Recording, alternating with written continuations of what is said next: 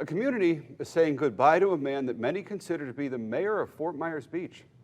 Brad and a Coors Light kind of went hand in hand, and so he was just fun.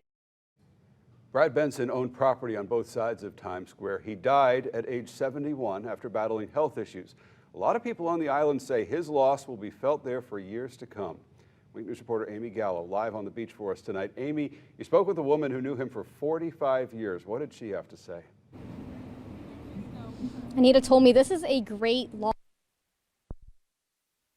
To know Brad Benson was to know a legend. I'm sure there are hundreds and hundreds of folks who vacation regularly on Fort Myers Beach who probably saw him every day of their vacation and just never knew who he was or how important he was to so many of us. Known as one of the OGs here on Fort Myers Beach. Before the town incorporated, people called him the mayor of Fort Myers Beach. He was just the kind of guy that everyone knew. Brad was a longtime property owner on Times Square. When I first met him, he owned the Cozy Cafe before Times Square was closed off and became a pedestrian area. He was my landlord for more than 20 years at Local Color. He also owned the property where Mango-Ritas once stood, and maybe you remember the old t-shirt shop. And when these structures and others washed away with Hurricane Ian, Brad was one of the many who fought hard to rise back. After Hurricane Ian, we went to the town council together and asked what's happening with Times Square, what's going to happen with this and that. And while Brad may be gone, his dreams for Times Square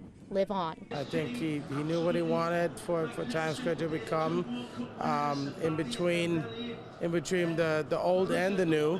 It's like another page in the history of Fort Myers Beach turning, because Brad Benson was certainly part of it. Now, we spoke with many business owners and beachgoers today who told us that while they may not have personally known Brad, they always knew of him or heard great things. It's a loss that will certainly be felt on the beach for a long time.